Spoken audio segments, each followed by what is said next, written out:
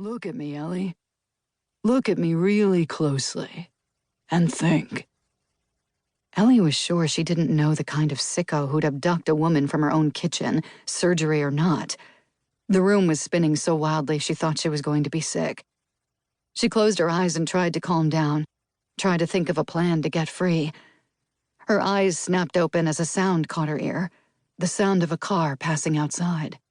She could hear it slowing, then pulling into a driveway a little farther down the road. Their driveway. "Hear that?" the man said. "That's the sound of our game beginning. Time to put that pretty little head to work. Just say my name, Ellie.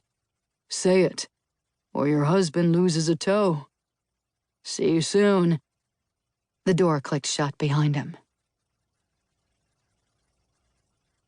Chapter 2.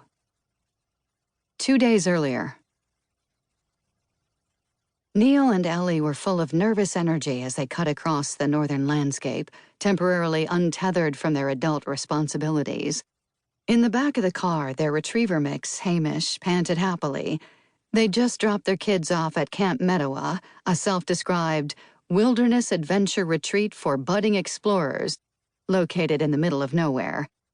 Ellie had put on a brave face, smiling and waving as Beth, 9, had scampered off, hauling an oversized duffel bag and a bright orange life vest.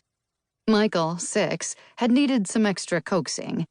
He was more like her, timid, overwhelmed by the bedlam of the sprawling campgrounds, a field of chaos overseen by teenagers wielding clipboards and megaphones, shouting inaudible instructions that echoed through the trees, largely unheeded.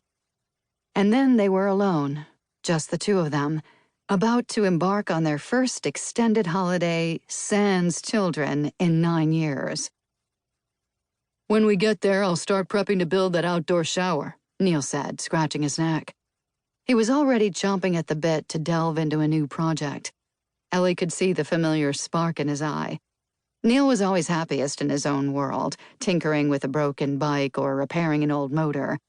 While he focused on the plumbing project, she'd get some other chores done, like contending with the boxes of knickknacks that had somehow trailed them from their primary home. Pretty, decorative objects that only added to her stress level.